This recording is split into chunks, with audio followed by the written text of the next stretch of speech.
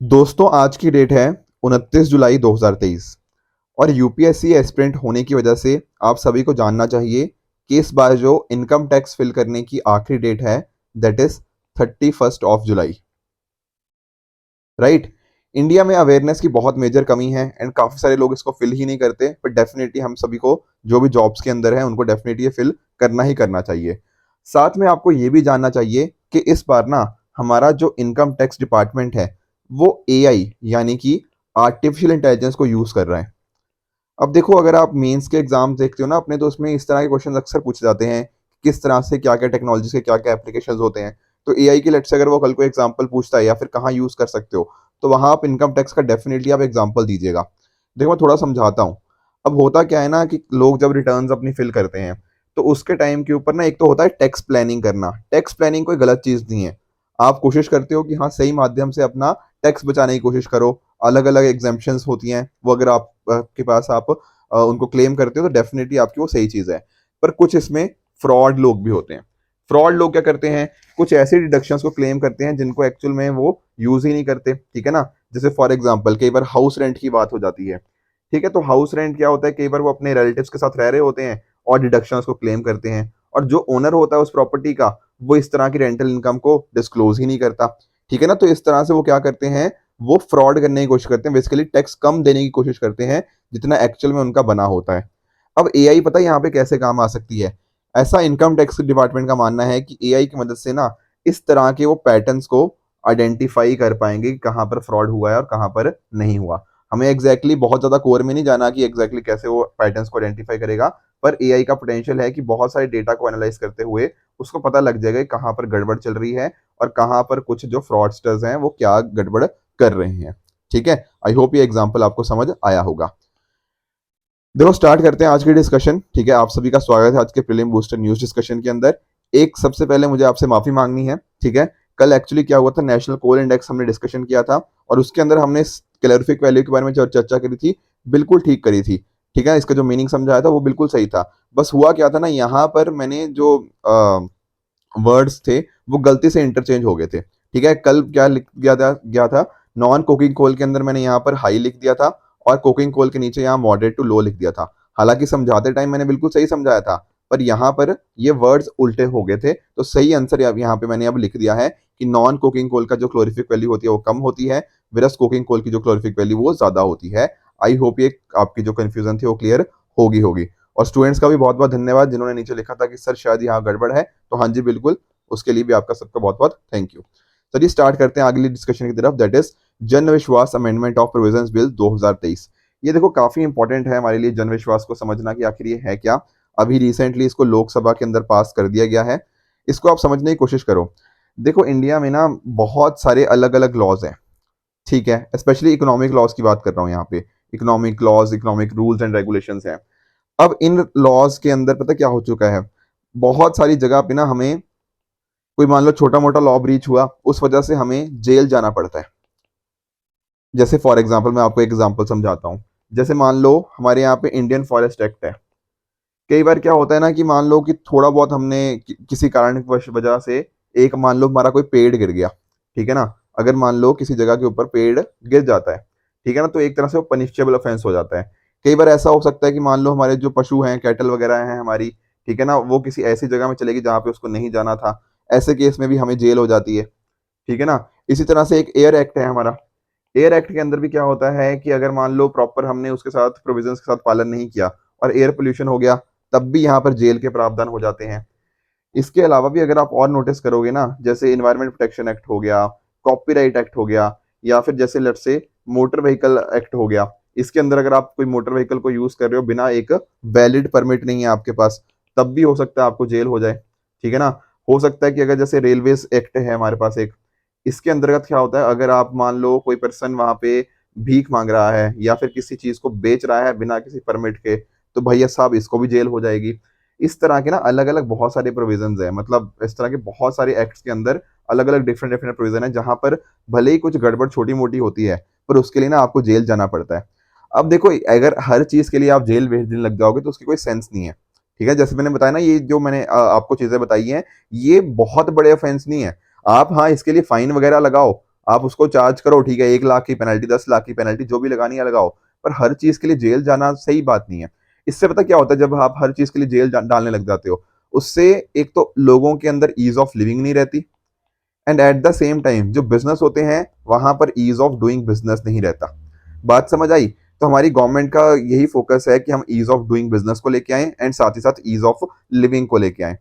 ठीक है सर, तो वो कैसे लेके आएंगे? हम लेकर आएंगे कि इन सभी के अंदर ना, ये जो मैंने अलग अलग एक्ट बताए आपको, इसके अलावा और बहुत सारे एक्ट हैं, इनके अंदर हमें अमेंडमेंट लेके आना है।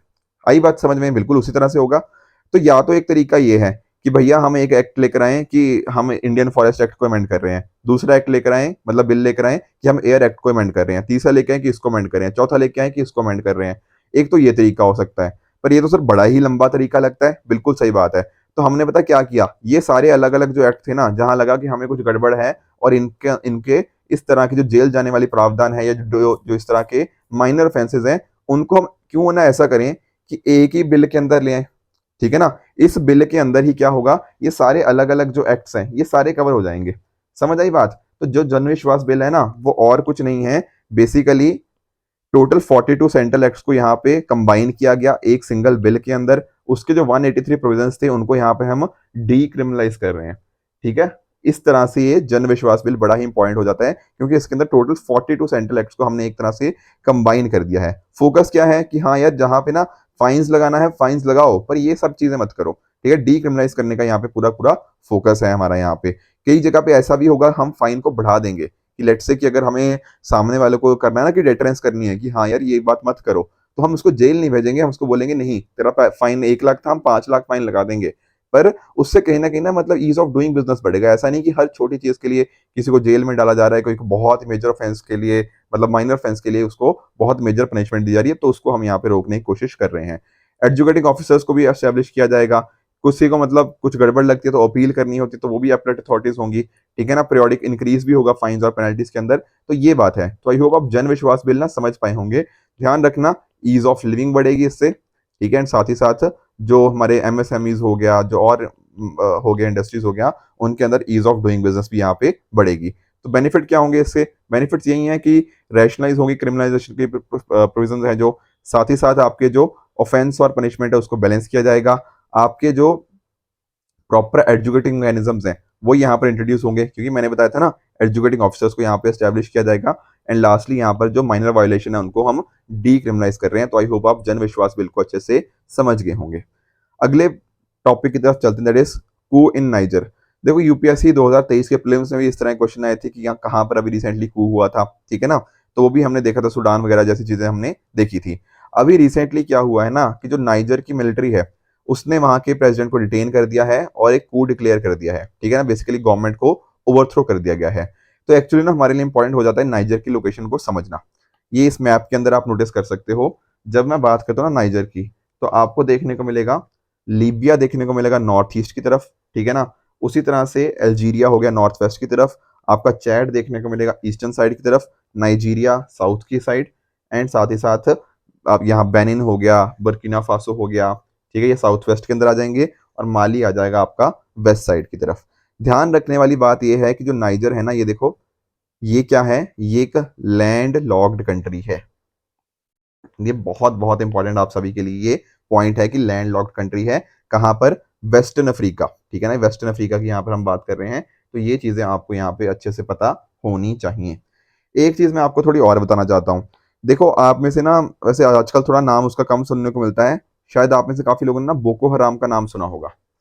सर बोको हराम क्या है? देखो, बोको हराम ना एक तरह का इस्लामिक सेक्ट है, बेसिकली एक टेररिस्ट ग्रुप है वैसे तो, कि जो ना, स्पेशली मैं बात करूं नाइजीरिया की, तो यहाँ पर वो काफी यहाँ से स्टार्ट हुआ था, एक तरह से कह सकते हो।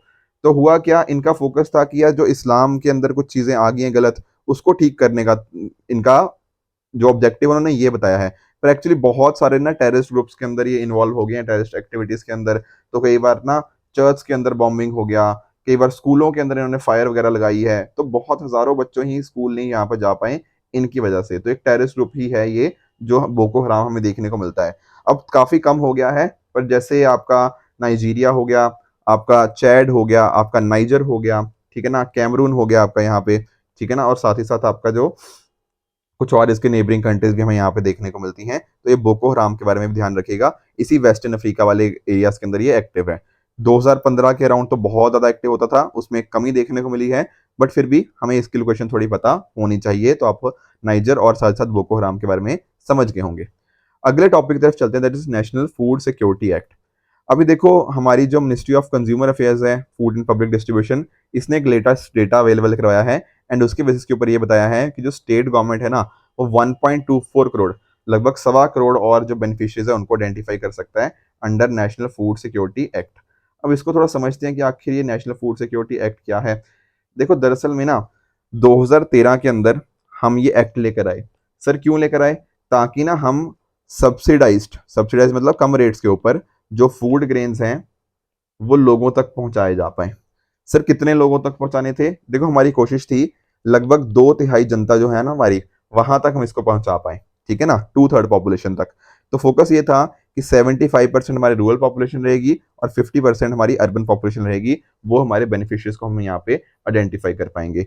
यहाँ पर देखो आप नोटिस करो, फोकस पता क्या हो गया, हमने कह दिया कि यार ये जो फूड ग्रेन्स है ना, ये आपका क्या है, ये आपका एक राइट है, आपका हक है। तो एक्चुअल में हमने ना वेलफेयर से हम शिफ्ट हो गए कहाँ पे, राइट बेस्ड अप्रोच के ऊपर। ठीक है, इस तरह के वर्ड्स ना आपको मेंस के आंसर में लिखने ही पड़ेंगे, ठीक है, तभी अच्छे मार्क्स मिलते हैं। तो हम राइट बेस्ड अप्रोच को आज के टाइम के ऊपर फॉलो करते हैं। तो आज के टाइम के अगर आप नोटिस करोगे लगभग 80 करोड़ से ज्यादा बेनिफिशियरीज हमें यहाँ पे देखने को मिल जाएंगे अलग अलग स्टेट्स और यूटीज के अंदर। इसके साथ में ही ठीक है, अभी भी स्कोप है, जैसे मैंने बताया 1.25 करोड़ और बेनिफिशियरीज को आइडेंटिफाई करने का। यहाँ पर होता क्या है ना, जो भी एलिजिबल हाउस होल्ड होते हैं उनको 5 किलो फूड ग्रेन मिलते हैं per person per month. Very very important point, per person की बात कर रहा हूं, per month 5 kgs of food grain at subsidise price. Sir क्या प्राइसेस रहते हैं? यहाँ पे होता है राइस आपके 3 rupees per KG, wheat 2 rupees per KG and आपके जो न्यूट्री सीरियल्स होते हैं एट ₹1 पर केजी। हालांकि हमारी जो गवर्नमेंट है देखो food grains, free food grains provide कर रही है पिछले सालों के अंदर, बट एक्चुअल में जो एक्ट के अंदर है वो यही सारे पॉइंट्स हैं। ठीक है, पिछले सालों के अंदर आप जानते ही हो सरकार ने कोविड के बाद से ही आपको फ्री फूड ग्रेन्स यहाँ पे प्रोवाइड किए हैं, बट ओवरऑल एक्ट के अंदर क्या है वो सारी चीजें मैंने आपको यहाँ पे बताने की कोशिश करी है। इसके साथ में अगर आप नोटिस करोगे ना, तो ये पर्टिकुलर एक्ट भी ना एक्चुअली वुमेन एम्पावरमेंट को भी प्रमोट करता है। सर वो कैसे? क्योंकि जो एल्डेस्ट वुमेन होगी आपके हाउस होल्ड की, जिसकी 18 साल से ज्यादा की उम्र होगी, वो एक तरह से जो राशन कार्ड होगा ना वो उसके नाम के ऊपर इशू होगा, तो वुमेन एम्पावरमेंट भी हुआ। साथ ही साथ मेटर्निटी बेनिफिट का भी यहाँ पे प्रावधान है। आपकी जो प्रेग्नेंट महिलाएं हैं, लैक्टेटिंग मदर्स हैं, उनको 6,000 रुपए मेटर्निटी बेनिफिट्स भी मिलेंगे, ठीक है ना। तो अगर मान लो आपको सर नहीं मिलता है ये फूड वगैरह, उस केस में आपको यहाँ पे फूड अलाउंस, ठीक है ना, फूड सिक्योरिटी अलाउंस भी आपको मिलेगा, ठीक है ना, अगर आपको ये सारी चीजें नहीं मिलती हैं। एक चीज यहाँ पे और आप हमें डिस्कस करनी है, that is Antyodaya house holds के बारे में, ठीक है ना। जो पुअरेस्ट ऑफ द पुअर होते हैं ना, उनकी बात कर रहा हूँ। वहां पर क्या होता है, वहां पर हाउस होल्ड के हिसाब से, बेसिकली फैमिली के साइज के हिसाब से, मतलब फैमिली, पूरी फैमिली को मिलता है कितना, 35 किलो। नॉर्मली मैंने क्या बताया था, कितना था, 5 किलो पर पर्सन पर मंथ था। पर अंत्योदया जो कि पूरा सब तो पूरे होते हैं, उनको कितना मिलेगा, 35 kg पर फैमिली मिलेगा, पर हाउस होल्ड की यहाँ पे बात मैं कर रहा हूँ। तो आई होप ये फर्क आप यहाँ पे चीजें समझ गए होंगे और एनएफएसए की क्या क्या प्रोविजन है वो भी आप समझ गए होंगे। आपको मैं ना एक होमवर्क दे रहा हूँ, ठीक है, इसका आंसर मुझे आप कमेंट्स में बताओगे कि इसका सही आंसर क्या है। ठीक है, ये एनएफएसए 2013 के रिगार्डिंग उसकी प्रोविजंस के बारे में यूपीएससी ने क्वेश्चन पूछा। ध्यान रखना क्वेश्चन कब पूछा, ये क्वेश्चन यूपीएससी ने पूछा 2018 में प्रीलिम्स के अंदर। ठीक है सर, देखो इसके 3 साल बाद यानी कि यूपीएससी मेंस 2021 के अंदर यूपीएससी ने क्या पूछ लिया कि क्या सेरियंट फीचर है नेशनल फूड सिक्योरिटी एक्ट के, और कैसे इसने मतलब हंगर एंड माल न्यूट्रिशन को मतलब एलिमिनेट किया है या हेल्प किया है उसके डायरेक्शन के अंदर। तो आप नोटिस कर रहे हो कि यूपीएससी का काफी फेवरेट टॉपिक है, प्रीलिम्स में पूछ चुका है, मेंस में पूछ चुका है, एंड कोई मतलब ना इसमें संदेह की बात नहीं होनी चाहिए अगर ये दोबारा भी क्वेश्चन पूछ लिया जाए, ठीक है ना, तो इसलिए पॉइंट होना चाहिए। साथ में अगर मैं आपको बताऊं, देखो हम भले ही इसके अंदर फिल्म स्पेसिफिक चीजें पढ़ते हैं, पर ये बहुत सारी चीजें जैसे कि इस क्वेश्चन में देखा ना, मेंस में भी हमें हेल्प हो जाती है, तो चीजें इस तरह की हमें पढ़नी चाहिए। साथ में अगर आप नोटिस करो, ऐसे क्वेश्चंस का अगर आपको अच्छा आंसर लिखना है ना, तो थोड़े बहुत ना आपको यहाँ पे कुछ डायग्राम्स हो गया, कुछ फ्लो चार्ट्स हो गया, वो भी आप बना सकते हो। जैसे फॉर एग्जाम्पल एक एग्जाम्पल मैंने यहाँ पे दिया है कि अगर आपको इस तरह से बनाना हो, पिलर्स ऑफ एनएफएसए 2013, ऐसा कुछ आप बना सकते हो कि यहाँ पे फोकस है हमारा न्यूट्रिशनल डिलीवरी के ऊपर, हमारा फोकस है कि कैसे हम लास्ट माइल डिलीवरी की तरफ वर्क कर पाएं, एंड साथ ही साथ प्रॉपर बेनिफिशियरीज को आइडेंटिफाई करते हुए, उनको प्रॉपरली टारगेट करते हुए हम उसको चीज़ों को प्रॉपर इंप्लीमेंट कर पाएं। तो इस तरह के ना जो डायग्राम्स होते हैं, उससे एग्जामिनर को बहुत अच्छे से क्लैरिटी मिल जाती है कि हाँ यार इसको चीज़ें पता है, बहुत अंडरस्टैंडिंग इसकी अच्छी है। ठीक है, तो कोशिश कीजिए कि आप भी अपने मेंस आंसर के अंदर इस तरह की चीज़ें बनाएं, वो आपको काफ़ी हेल्प करेंगी। आगे चलते हैं हम अपने नेक्स्ट टॉपिक की तरफ, that is resource efficiency circular economy industry coalition. इसको देखो समझते हैं कि क्या है, बट उससे पहले ना मैं आपको समझाता हूँ कि लीनियर इकोनॉमी क्या होती है और आपकी सर्कुलर इकोनॉमी क्या होती है। देखो ये है आपकी एक लीनियर इकोनॉमी। मान लो आपने ना कोई चीज़ बनाई, एनीथिंग, ठीक है ना, कोई भी कपड़ा हो सकता है, कोई भी लैपटॉप हो सकता है, मोबाइल फ़ोन हो सकता है, आपका बेड हो सकता है, कोई भी ऐसी चीज़। उसमें पता क्या होता है, मान लो आपने कुछ रिसोर्सेज से के थ्रू उसको प्रोड्यूस किया, कोई भी चीज़ जो भी आप मान का चल रहे हो, उसको आपने बनाया, उसको कहीं न कहीं कंज़म्पशन तक आपने कस्टमर तक पहुँचाया, फिर कस्टमर ने पता क्या कर दिया, बस उसको फेंक दिया, उसको डिस्पोज़ कर दिया, आपने कूड़ेदान में डाल दिया। उसके बाद उसका कुछ नहीं हुआ। समझ आई बात? मतलब आपने चीज़ ली, बनाई और फेंक दी, मतलब इट्स वेस्टेड। बस उसके बाद उसकी लाइफ खत्म हो गई। ये होती है आपकी लीनियर इकोनॉमी, क्योंकि एक ही डायरेक्शन में वर्क कर रही है। पर सर्कुलर इकोनॉमी पता क्या होता है? मान लो ये सारी चीज़ें हो रही थी कि हाँ, चीज़ें बनी, आपने डिस्ट्रीब्यूट करी, लोगों तक पहुँची, फिर उसको जब डिस्पोज़ किया गया ना, उस टाइम के ऊपर कुछ उसमें चेंजेस करते हुए, कुछ उसकी एफिशिएंसी को बढ़ाते हुए, आपने उसको रीयूज़ कर लिया, दोबारा से उसका यूज़ कर लिया। हो सकता है किसी जगह पे रिपेयर वगैरह करके आपने उसको दोबारा उसको रीयूटिलाइज़ कर दिया, या फिर उसकी रीमैन्युफैक्चरिंग कर दी, उसको रिफर्बिशिंग कर दी, उसको रीसाइकल करते हुए ये प्रोसेस दोबारा से रिपीट कर दिया। तो यहाँ पर पता क्या हो रहा है, आपने ना उसी सेम प्रोडक्ट को उसके अंदर कुछ ना कुछ चेंजेस लाने की कोशिश करी है, और उस चेंजेस के माध्यम से कहीं न कहीं उसकी जो लाइफ है जिसको आप यूज़ कर सकते हो, आपने उसको बढ़ा दिया है। Getting the point? पिछले केस में क्या हो रहा था, बस यूज़ किया और आपने फेंक दिया, दैट्स इट, वो रिसोर्स खत्म हो गया। यहाँ पर क्या हो रहा है, आपको कहीं न कहीं अलग-अलग माध्यम से ना आप उसको रीयूज़, रीसाइकिल या रिफर्बिशिंग यहाँ पे करने की कोशिश कर रहे हो। तो आज के टाइम पर आपने कॉन्सेप्ट सुना होगा ना एक वेस्ट टू वेल्थ का। ये दरअसल में उसी डायरेक्शन में एक तरह से कदम आप मान सकते हो। चीज़ें भले ही वेस्ट हो गई थी, पर फिर भी आपने उसके अंदर कुछ वैल्यू एडिशन करने की कोशिश के माध्यम से आपने उसको वेल्थ क्रिएशन यहाँ पे किया है। इस तरह से भी आप इस चीज़ को समझ सकते हो। सेम ही चीज़ ना, ये वही चीज़ है लगभग जो पिछले स्लाइड के अंदर दिखाई थी, कैसे चीज़ों की रिकवरी होगी, रीयूज़ होगा, रीसेल आप कर सकते हो, रीमैन्युफैक्चर, रिफर्बिशिंग कर सकते हो। तो इस तरह से यहाँ पर हम बात करते हैं सर्कुलर इकोनॉमी की। आने वाले टाइम के अंदर सर्कुलर इकोनॉमी बहुत ज़्यादा इंपॉर्टेंट है, मतलब बल्कि आज भी इंपॉर्टेंट है ही है। ठीक है ना? क्योंकि देखो हम कई सालों से यहाँ पर लीनियर इकोनॉमी के ऊपर ही अटके हुए थे कि चीज़ों को यूज़ करते थे, उनको फेंक देते थे। आने वाले टाइम के अंदर जब हमारे पास पॉपुलेशन बहुत ज़्यादा है और रिसोर्सेज का एक लिमिटेड है हमारे पास रिसोर्सेज, तो इनके बीच में अगर एक बैलेंस लेकर आना पड़ेगा, तो उसके लिए सर्कुलर इकोनॉमी का तो बहुत बहुत इंपॉर्टेंस रहने ही वाला है। अभी क्या हुआ है ना, अभी fourth G20 environment and climate sustainability working group and साथ साथ इन्वायरमेंट एंड क्लाइमेट मिनिस्टर्स की जो मीटिंग हुई चेन्नई के अंदर, उसकी साइडलाइंस के ऊपर ना इसको लॉन्च किया गया। किसको लॉन्च किया गया sir? Resource efficiency circular economy industrial coalition को। इस यहाँ पर क्या हो रहा है, अलग अलग जो मल्टीनेशनल कॉर्पोरेशन है वो साथ में आई है डिफरेंट डिफरेंट सेक्टर से, ताकि फोकस किया जा पाए सर्कुलर इकोनॉमी के ऊपर, कैसे रिसोर्सेज को एफिशिएंटली यूज कर रहा है, वेस्ट के माध्यम से हम कहीं ना कहीं कैसे हम अलग अलग चीजें यूज कर सकते हैं, तो उससे जो एनवायरनमेंट हो गया या फिर बाकी चीजें हो गया उनको भी नुकसान कम होगा। प्लास्टिक्स, माइक्रो प्लास्टिक, ई वेस्ट, कहीं ना कहीं ये वेस्ट कम होगा। ठीक है, वेस्ट टू वेल्थ की तरफ हम बढ़ेंगे, एंड अकॉर्डिंगली एनवायरनमेंट हो गया वो बेहतर रहेगा, एंड बाकी चीज़ों को भी हम और एफिशिएंटली यूज कर पाएंगे। तो ये यहाँ पर फोकस है। साथ में ही यहाँ पे फोकस इसका ये भी रहेगा कि कैसे प्रॉपर फाइनेंस हो गया, प्रॉपर नॉलेज ट्रांसफर किया जाए, ये सारी चीज़ें भी यहाँ पे देखने को मिल जाएंगी, और प्रॉपर आपस में कॉपरेशन एंड कोऑर्डिनेशन भी इंक्रीज होता रहेगा। आई होप आप समझ गए होंगे कि resource efficiency, circular economy, industry coalition ये क्या चीज़ है, राइट? अब आज के बेसिस के ऊपर मैं ये दो क्वेश्चंस आपको दे रहा हूँ। ठीक है, एनएफएसए वाला तो पहले भी मैंने आपको दिया एमसीक्यू, वो भी आप नीचे मुझे कमेंट सेक्शन में बताओगे उसका सही आंसर क्या है। साथ ही साथ कल जो मैंने आपको क्वेश्चन पूछे थे, क्विकली एक बार मैं उनका भी आपको आंसर बता देता हूँ। नो कॉन्फिडेंस मोशन तो हम कई दिन से डिस्कस कर ही रहे हैं। तो क्या लोकसभा जब नो कॉन्फिडेंस मोशन को पास करती है तो काउंसिल ऑफ मिनिस्टर्स को रिजाइन करना पड़ता है? बिल्कुल, यहाँ पे बात करेक्ट है। आईएमएफ की बात करें तो क्या इसके हेडक्वार्टर्स जिनेवा के अंदर देखने को मिलते हैं? Answer is false. कहाँ है सर इसके headquarters? Those are in Washington DC. ठीक है ना। नेशनल कोल इंडेक्स की बात करें तो क्या 2011-12 इसका बेस ईयर है? आंसर इज अगेन इनकरेक्ट, ये 2017-18 में देखने को मिल जाएगा। एक और भी क्वेश्चन दिया था मैंने आपको कि कौन सी यहाँ पर एक्सक्लूसिव पावर है। एक्सक्लूसिव मतलब सिर्फ लोकसभा ही उसको यूज कर सकती है, राज्यसभा के पास वो पावर नहीं है। देखो नो कॉन्फिडेंस मोशन तो हम जानते हैं कि सिर्फ लोकसभा के अंदर ही है, तो टू तो बिल्कुल करेक्ट है। तो सी और डी तो आपके वैसे ही गलत हो गए। ठीक है, बाकी आप नोटिस करो, इमरजेंसी का डिक्लेरेशन, क्या ये सिर्फ लोकसभा की पावर है? नहीं, राज्यसभा भी वो कर सकती है, तो ये बात बिल्कुल इनकरेक्ट है। प्रेसिडेंट को इम्पीच करना, क्या ये एक्सक्लूसिव पावर है? नहीं, ये बात भी गलत है। तो आपका आंसर क्या बना? Option number B, two only is the correct answer. अगर आपको इस लेक्चर की पीडीएफ चाहिए तो आप हमारे Telegram channel PW only S official पे जाके इस लेक्चर की पीडीएफ को एक्सेस कर सकते हो एंड अपनी प्रिपरेशन को और भी बेहतर बना सकते हो। तो आई होप आज का लेक्चर आप सभी को अच्छे से समझ आया होगा।